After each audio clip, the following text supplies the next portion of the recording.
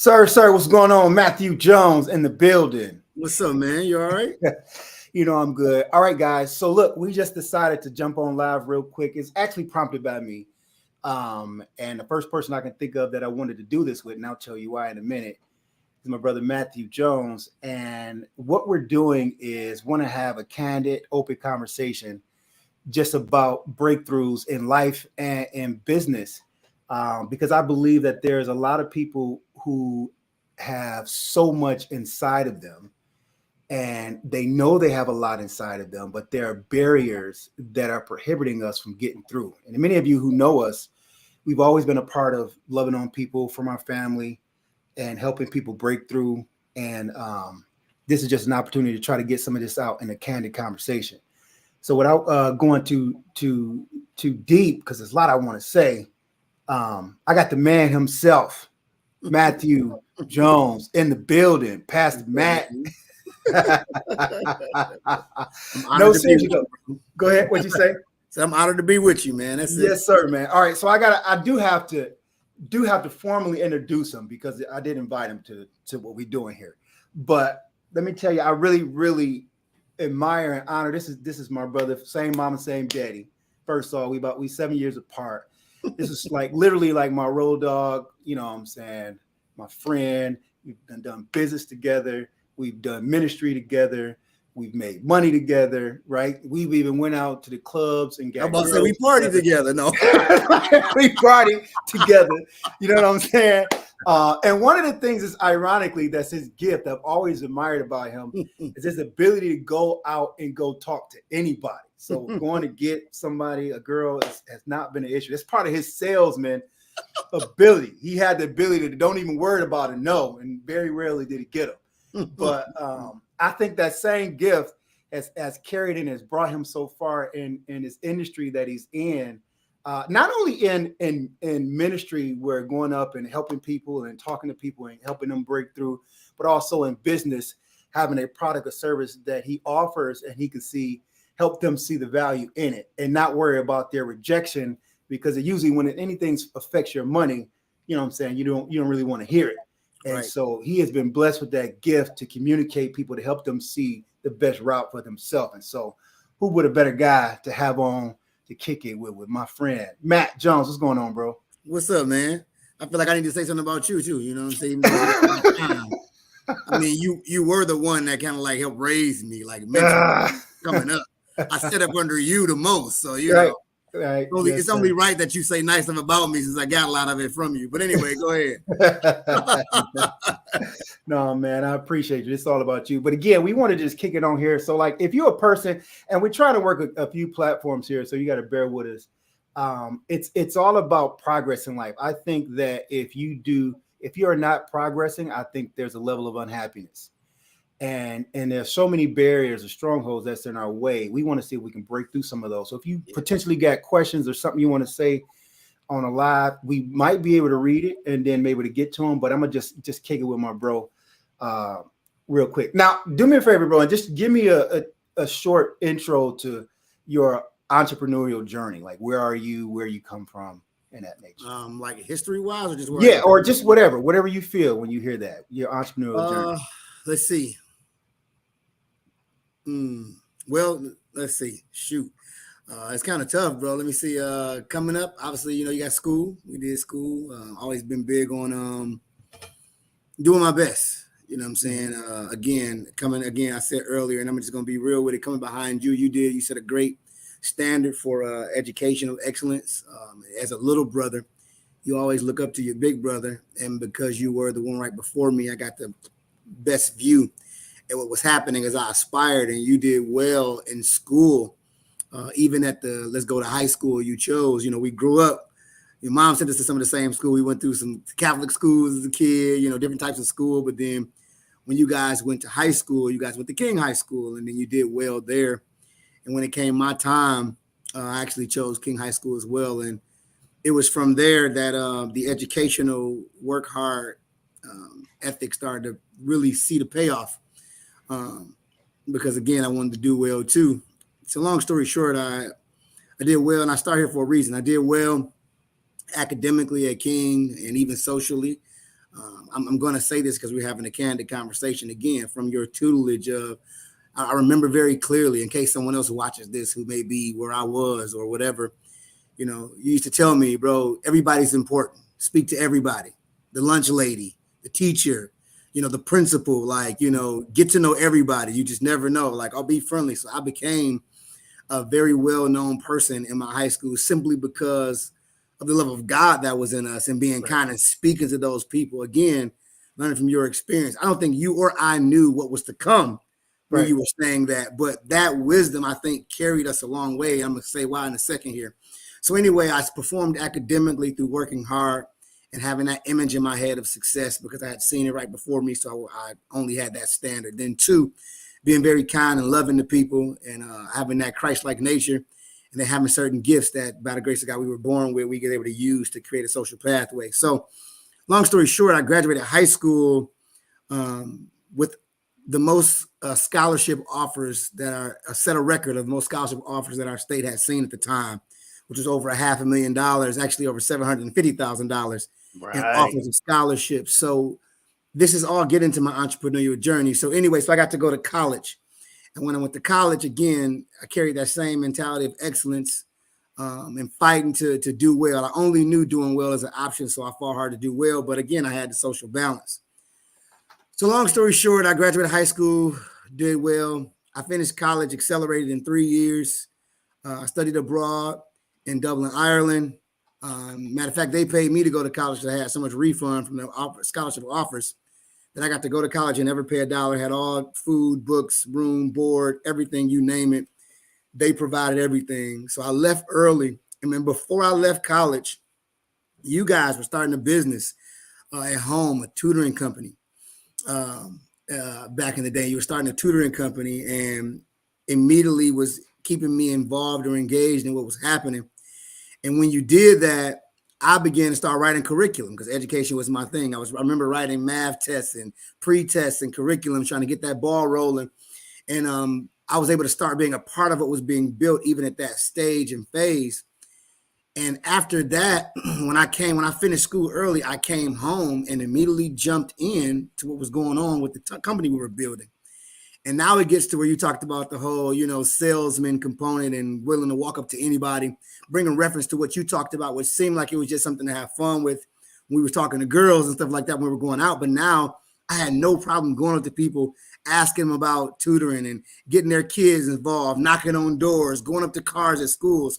You know, all those same gifts and same things that was just fun became the tools for what God was developing in us and what we ultimately were able to accomplish.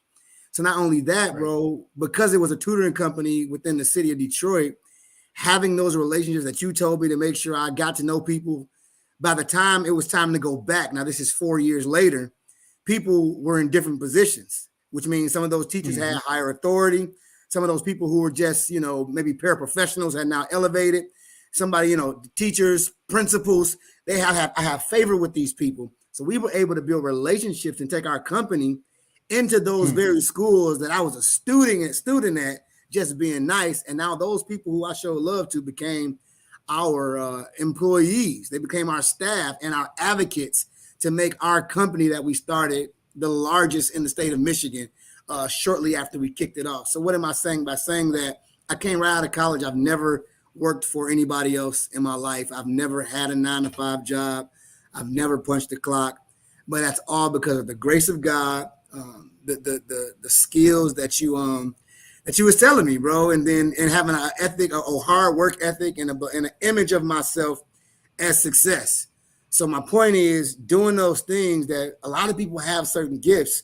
If you put them in the right place and you carry them with a pure heart, they will pave the way for you. Bible talks about your gift making room for you. Like, that's really what happened. So I came out and we built a multi-million-dollar corporation, man. And after a year or so of that, I branched out partnering again and started the second one. And the first year was over $1 million corporation, using those same gifts, same traits. Since then, started doing ministry. You're talking about entrepreneurial journeys, ministry. When I say ministry, I went and the Lord led me to, everything I say is going to be about the Lord, so I got to leave it like that. But the Lord led me to go to colleges, start teaching. Now, why could I do this? One, because the entrepreneurial efforts that we were doing had built such a foundation financially that I was able to just go. And when I went, I was paying to go. But starting from there, then it ended up branching out into an obedient one-time tour.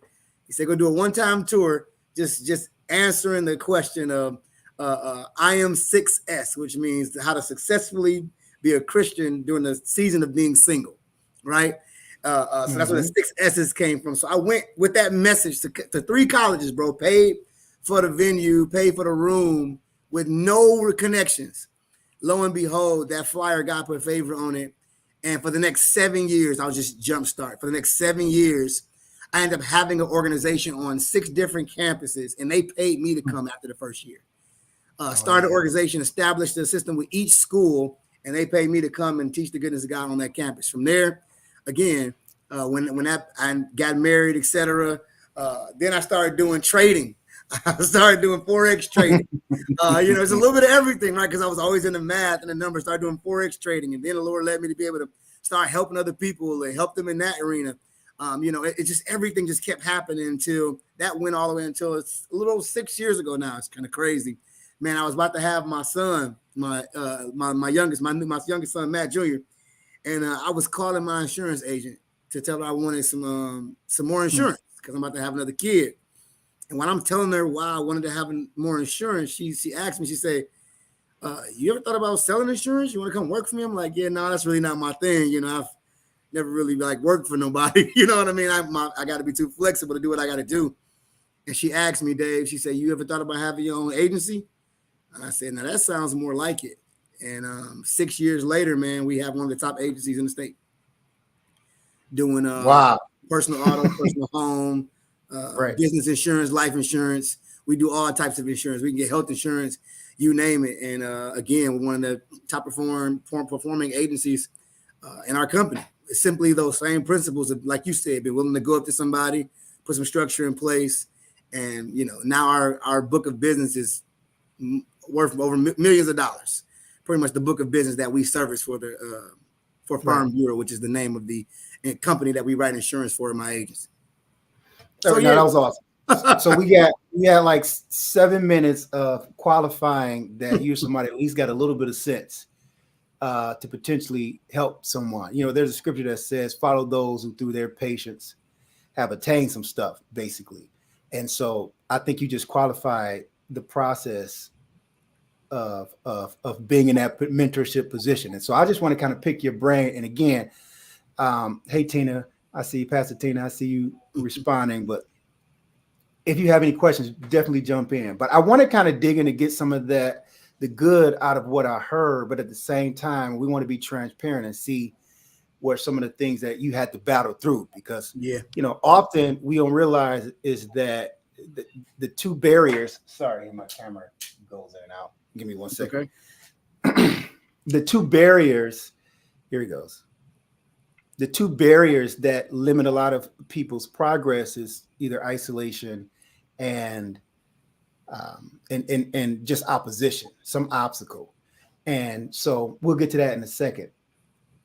So if you had to generically say what has been the reason behind you were able to go the way you've been going in the form of either a principle or a life lesson or something that you can impart to somebody, like what would you tell them if they're in a position where they don't have the momentum? Man, something like a straight principle, straight short set, or whatever comes to mind. You just got to go. You just got to go, man. You just got. I remember, you're my brother, so you said we're gonna talk. So it may not come off. I remember one day we was riding a plane together, and you asked me a question. You asked me a very, very interesting question. You said, "Hey, bro, we up here in the air." You was like, God forbid, what if something was to happen to this plane, and you got a chance to get one message out? Message out before you die. You asked me this question. I don't forget this. One message out, before you die. What would you say? And I was like, I don't know. And I was like, what would you say? You know what I mean? Because I didn't have an answer. Sure. But you said something that still makes sense to me to this day. You said, I would tell people to be doers. You said I would tell them to just go do. Like, Hmm. people think of so much stuff and they have so many ideas. And at the end of the day, it's always something that stops them. And I would just tell them just to go do it. And I would have to echo those sentiments when you ask me that question to this day, is that it doesn't have to be perfect. You don't have to have all the answers. You just got to go. And obviously, I mean, over time, we've learned that these principles are biblical. Be doers of the word, and how you get more on the way than you do before you start, and clarity, but and faith. I literally taught a lesson this past Sunday how faith is often, used with belief. But when I asked the Lord for a definition of faith, He gave me a word that kind of shifted everything. He said it's dependence, and dependence implies that there's action, that you're dependent, because if it doesn't go, then you fall. There's no backup plan. So you got to just go and do. And again, I won't go off into that because that's not the point. But the message or the principle is to stop thinking about it so much and just go try. If I could just Right now, no, I think that is extremely profound and excellent, and it's like you said, it's easier said than it is done, and that's where the resistance that comes in with a lot of us who aspire to have more. And somebody would say, because we've been, and not that this is a right posture, but it's easy for you, maybe not because of even your upbringing, but because you're already in that rhythm. But if you had to mentor or coach somebody who can't get a hold of themselves to just go, whatever reason that it is, like, what do you think a person needs to get out of that position? It's interesting you said because you're in that rhythm. Well, for me, you said, being honest is not always easy, even if you've done it. Every time you gotta overcome that with every new thing.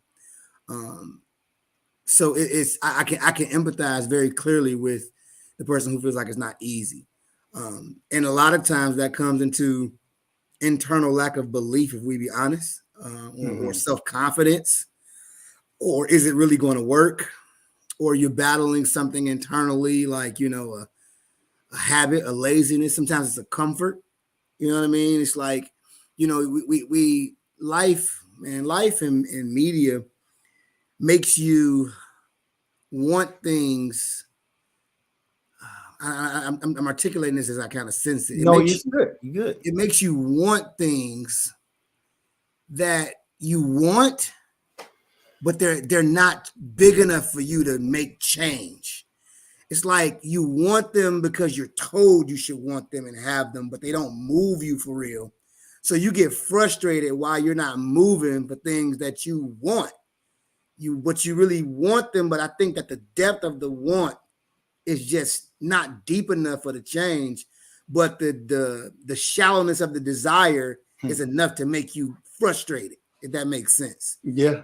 And it's not until you can either deepen the source of the desire to do more, will you be able to really reach down and cause yourself to change? Because if something you really valued was at stake, it'll hit you differently.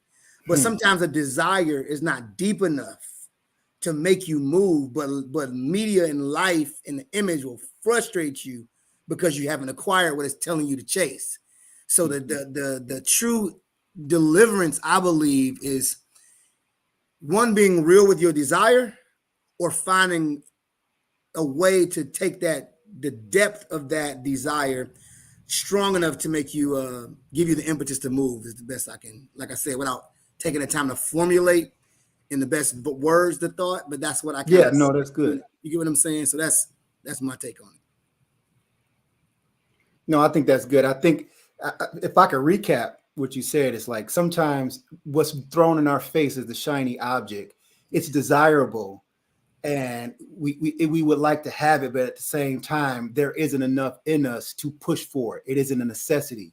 Right. But our desire to have it is a frustration and anxiety that we're missing out. But at the same time, when we want to go after it, there's not enough in us to go. And so now we're stuck in this middle ground. Yeah. And that says a lot of things, right? One, it's almost like you having a level of gratefulness of what you have. Yes. And not being consumed with where you think you should be that looks appetizing. Yep. And you really have to check. So you say you really have to check yourself if the thing that you're appetizing after or desire or goals, right, that are not authentic purpose or vision, you have to tell yourself whether you want them or not, because if you don't make that distinction, you'll be stuck in frustration. Yep. That's good. That's exactly it. And figure out, you got to find your motivation, which is deeper than the shiny object at the other end of your hard work. You can look on media and people tell you, look where I live, look what I have, look what I do. I did this every day, and you like, yeah, but then you go to get up and it's like, yeah. Yeah. You know what I mean? But if it was like, but at the same time, let's just use that for example. If the doctor told you, hey, you might not live, that it hits you differently because it's something that's touching something different. Or if, you knew that there was a goal. It's amazing to me how we can save for stuff when we like, or make, or like, I look at how people have these extravagant weddings, and it's like, you haven't saved anything, but you want to have this wedding, and it means so much to you to have it on this level, and the date is set. It's amazing how we come up with the money to do it. It's amazing. It's amazing how we come with the money for our kids' prom. So, when you see how people celebrate things, it's like, it touches something different. But if you say, I want to just save $20,000 this year, I want to have it in my savings and invest in myself, it's like, yeah, I want to do that. But then something comes up in the immediate that overshadows this thing you chasing, and you stop. And I think that's because true change has to be associated with something that means something to you in the core of your being. And oftentimes that's connected to something or someone you love. So, wow, I was hearing that as you spelling it out, because right now we're going to try to see if we can attack the question or get the answer to how is it that I can get or break through my own lack of commitment or discipline to produce and do the work and be the doer, right? So that's the term. Like, how can I become the doer about the things that I'm calling goals? And the examples that you gave was, something that basically have you where you can be looked at or viewed upon. You said an example of a wedding, of having this fairy tale wedding, and people can look at you and they be celebrated, because that's what we do it for the show, right? Because we can get married in the office, right? Yeah. And then another thing you said, like your kids' prom or whatever, like it's the show, or maybe even authentically the love for the kid, or something that you felt that they needed that you didn't have, and you living vicariously through them, or whatever it is. But it almost seems like out of those few examples, the opposite example you gave was say something for yourself so that you can produce something, right? But we're not as inclined to move on a thing for ourselves.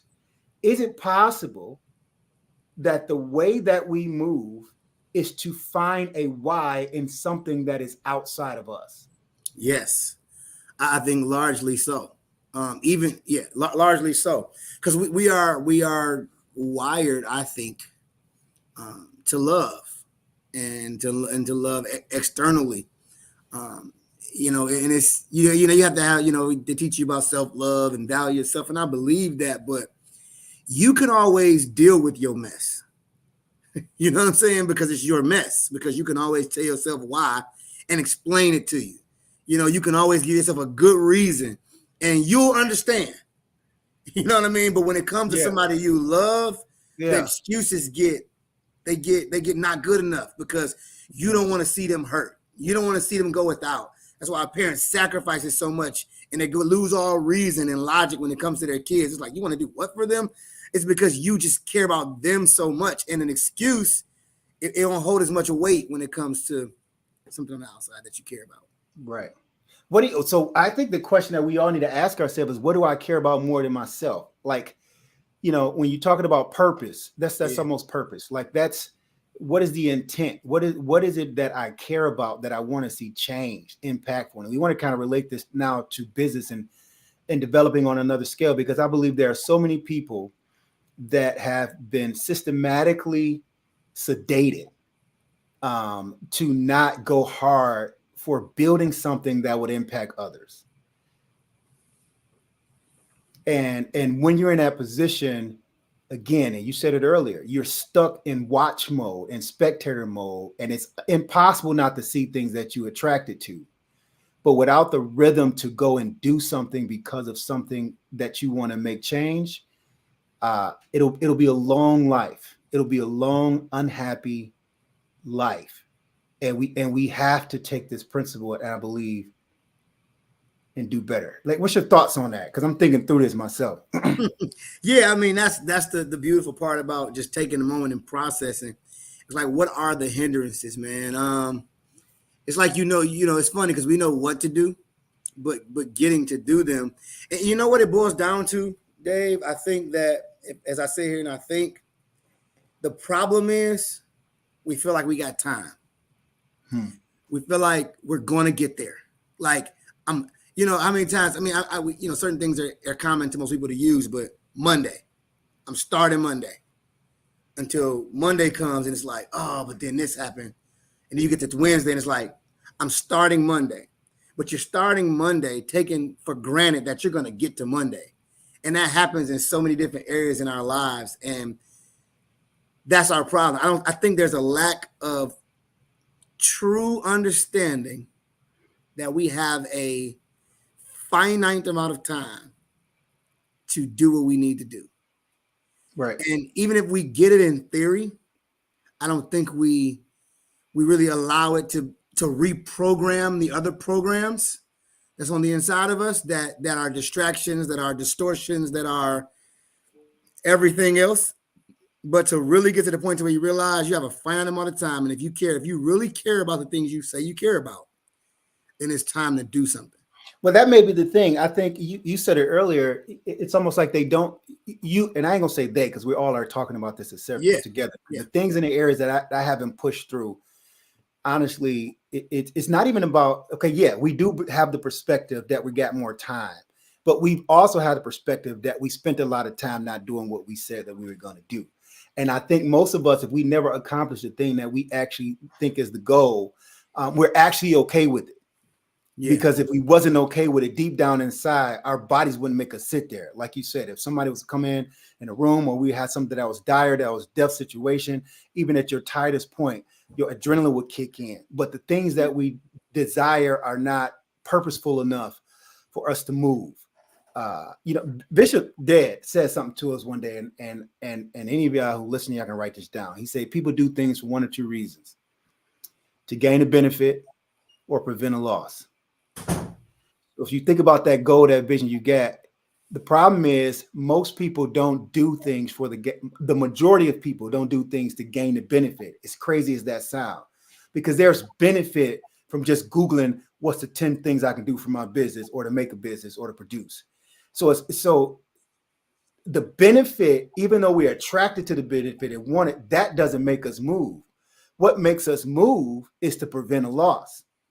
Now, this is deep, because the reason that we go to work, the reason that we do things we don't want to do is to prevent the loss of losing what we depend on. The reason when it's time for us to, let's say, if we get sick, or even if we're unhealthy and we know we're unhealthy, the reason that we don't stop is because it's not dire enough. When they give us the diagnosis that you will leave, 10 days if you don't change, that's the loss you're trying to prevent. Mm-hmm. So the trap is being comfortable or being sedated, and where you're positioned where you're not about to lose anything. You know what else? I'm sorry, I don't want to. No, that was good. Yeah. What else? I think for me, and I think when I get to see the way I think about what stops other people, I have to look at what stops me. And you got to be real with yourself. And what stops me sometimes is we lean into our strengths, mm-hmm. and we run from our weaknesses. And a lot of times what we desire involves some of the areas we're weak in. So when it's something that I thrive at naturally, I'll run to it and I'll knock that out. Mm-hmm. But the thing that it requires to that full level that I'm not the strongest in, that's where my hesitation comes in. Because now that means I have to either learn, yep. which is takes away, which is work. Right. And we know we got to work, but we want to work where we're strong. We want to Right. work where we thrive. You know, it's hard to work where it's like, especially when you really thrive in something, you know, especially people who are gifted. People who are gifted, if they doing what they do, they love it. It's like, because I'm the best at it. I'm good at it. I'm confident. But when I got to get off into something that's not as, it's like it's slow. It feels slow to me, tedious. It's kind of like me with paperwork. I can talk to people all day. When I got to fill out the form, like insurance. So this is why I had to hire you. But follow what I'm saying. When you want me to call somebody and talk to them, explain to them what they need, I could do that all day long. But when I got to sit here and I got to fill out the papers now after I talk to you, and that's tedious to me. And it slows down my momentum, if that makes sense. Like it's like when you go to the gym. When you go to the gym, you go to the machines where you're strong. Like that's why people don't. A lot of people don't do leg days, Right? Because they got strong biceps. We're gonna do some curls. You know what I mean? Or I'm gonna hit the bench, right? But why no one's doing the legs? Because the legs are typically the most underutilized part of your body, and you're gonna have the most resistance there and pain, and you're gonna and it's not as much show. Yeah, I get it. Yeah. And it's not as I much. think you said something that was key in there that I want to pull out, and it's kind of allowing us to hear to pivot so we can bring it home to give more credence to this takeaway. I think that where you are strong at, that's where you double down. And I think where you are weak at, that's when you make a connection. The example that you gave with the paperwork, what you did unconsciously is go get somebody. Now you had the working capital to do it. There's other ways to get people on your team or connect with other people. And the people who are happy doing the paperwork, but would never want to get on the phone. Yes. It's that orchestration of an entrepreneur that pulls together two individuals who have great strengths and cover each other's weaknesses. And I think that is a principle that is obviously biblical, where two can put 10,000 to flight. And I think a lot of us miss that opportunity to connect with people and the world and its systems. Even how we've been raised in schooling has trained us to not conceive partnering with somebody and getting them on board so that we can hit the goals, that our fear of the frustration of what we don't want to do gets in the way. Absolutely. I agree. I mean, and that's, and a lot of things leading to that. The conversation can go on for days as to why we're designed to not want a partner. I don't know if we need to get into that. We've been not designed. We've been programmed. There you go. That's the word. Programs. Yeah, that's definitely the correct. Not designed, of course, because we were made to be interdependent. But we've been programmed through several means to not want a partner, because we want all glory, all recognition, all praise, all resource. So many things that play into that. But what you're saying is why it's so important, like you said, to have a community, to have people you could build from, to have people around you who are strong where you're weak, and to be okay being weak in an area that somebody else is strong, so that you can synergize and come together and do way more together than you could do separately. Yeah. No. I think that's excellent. I think a lot of us who aspire to do more, a lot of us have our own businesses. And, when I do a lot of business coaching and I run into a lot of, I'm going to use this term, solopreneurs, that you've had enough wherewithal and hustle and grind to actually produce some type of return. But when you're in it, you realize that there's so much to do. Yeah. And you spend countless hours, even those that are disciplined and committed, but there's a level of frustration or a lack of ideas or movement or hitting those goals that you see even in your grind. I think the element that has always been missing is teamwork, is partnership, is connection, because I've even fell into this trap where you're just doing too many things. Yeah. And even when you have the skill set to pull it off and learn it relatively fast, it's just not how it's supposed to go. Every large organization, everything that is built that is large, there is no such thing as one individual. Yeah. That doesn't exist.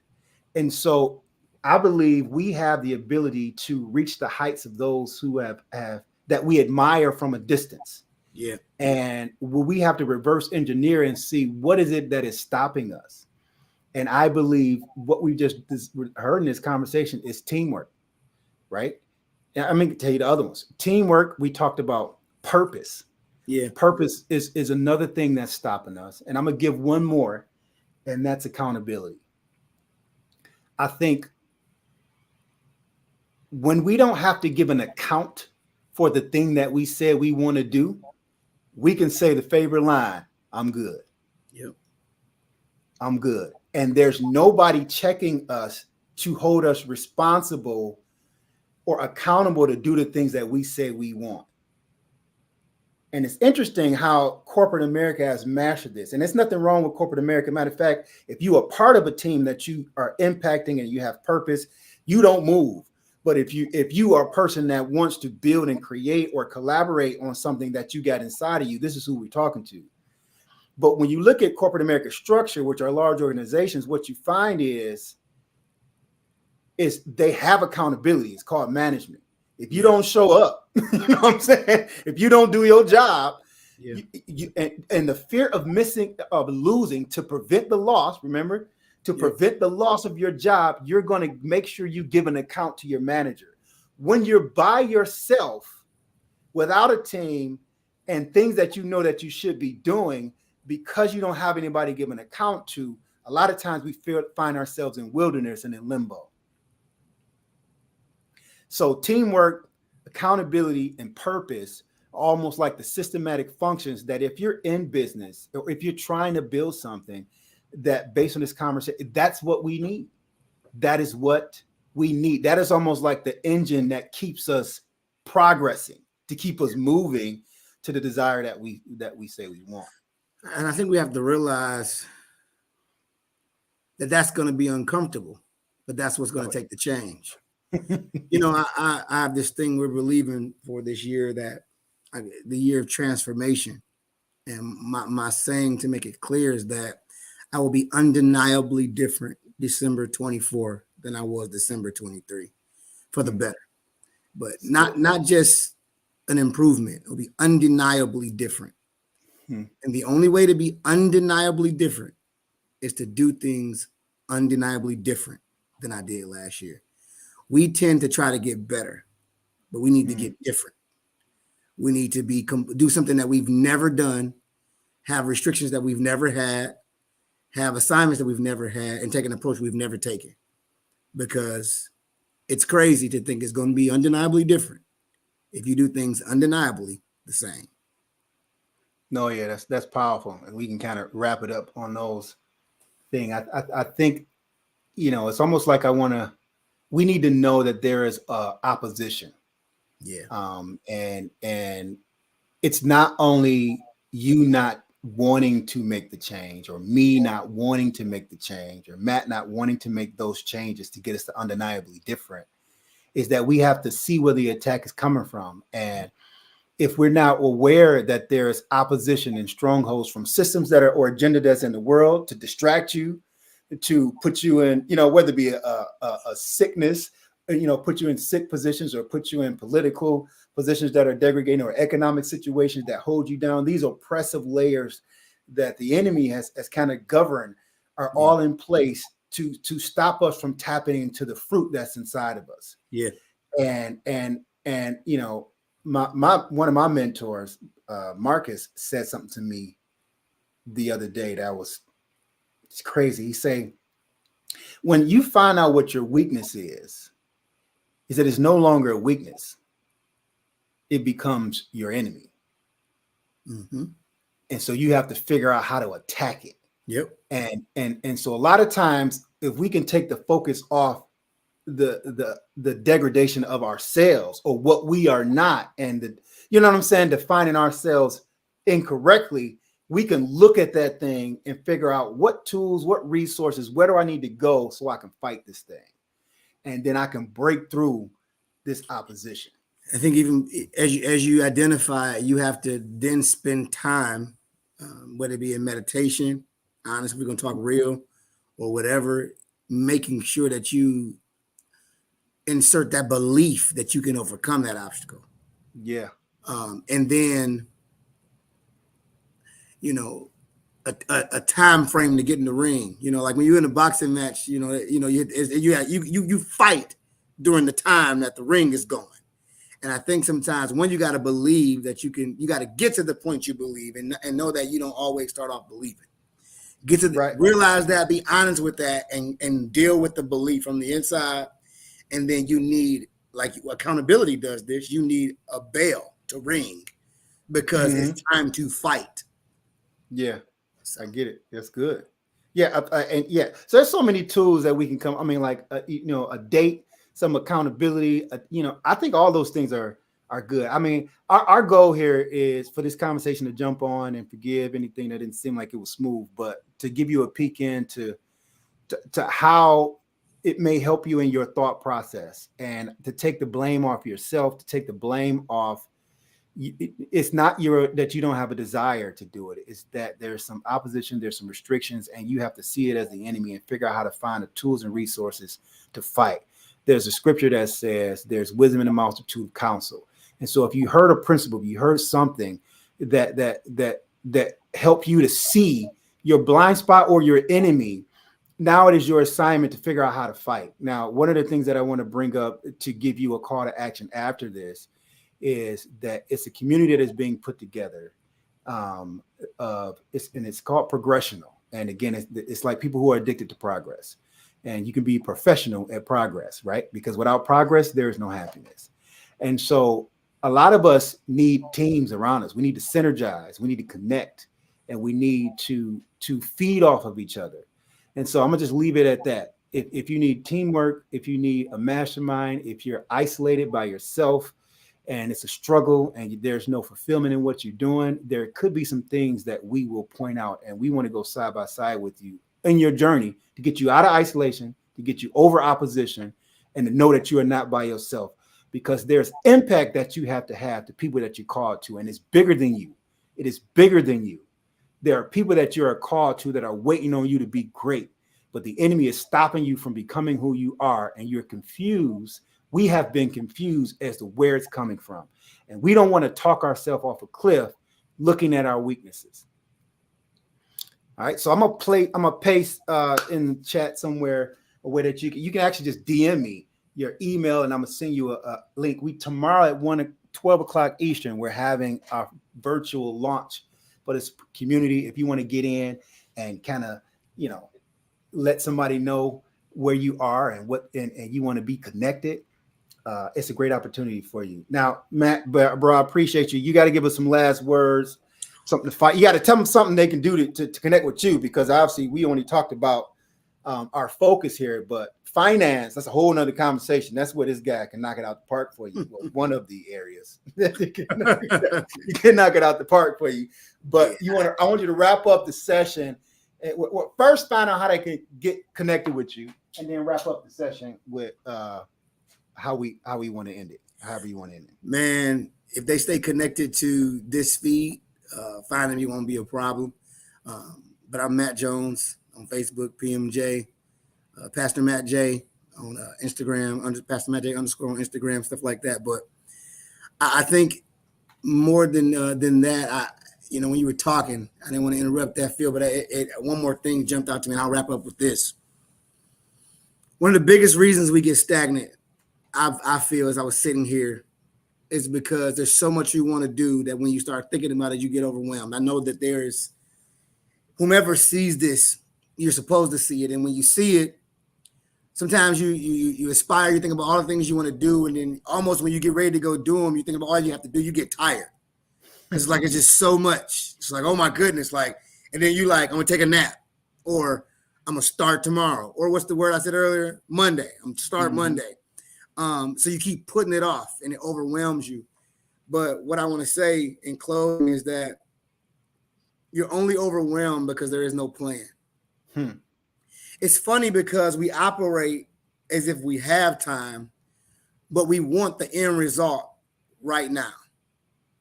And so when we go to plan, everything we plan is looking only at the short term. How can I fix everything by next week? Everything by Friday?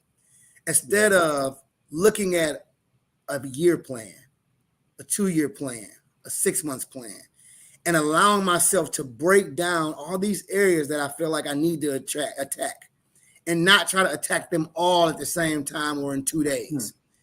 You know, it's like, I heard the example, it's like if I brought you a cake and said, eat it, it would be like, oh my goodness, that's so much. I cannot eat this cake. But what happens is when you come home from work, you'll cut that cake. You'll eat that piece. You'll sit down. You'll go to bed. You'll come back next morning. You'll cut that cake. You'll eat that piece. You'll sit down. You'll go to work, stop for lunch. You'll cut that cake. You'll eat that piece. You'll go do what you do. And you'll keep that process going until you come back one day and be like, yo, where'd the cake go? And the reason is because you didn't try to eat the cake all at once, but you did eat the cake, but you ate it one slice at a time. So all I'm saying is if we can find a way to slice these things up into progressional steps, have some accountability, have somebody to help us, have a way to be, you know, pushed and but not to do everything because there's so much that we want to do, but one slice at a time. And I believe we'll overcome the overwhelming anxiety that comes when we look at all the things that we want to do better. Wow. Yeah, that was profound, Doc. It's connect with somebody. Seriously. You know what I'm saying? We're not supposed to do this by ourselves. Just connect with somebody. This was really good, bro. I appreciate you. We definitely gonna do this again. I think one of our assignments is to take the presentation out of these type of things and just have candid conversations and allow people to hear, because there's so much negative that we have access to or just amusing distractions, and we're losing out on time. So, man, I appreciate you, man. You are extremely wise, my friend. Extremely wise. I love you, bro. Love you too, man. To see you on the next one, man. All right, man. See y'all. All right, in a minute.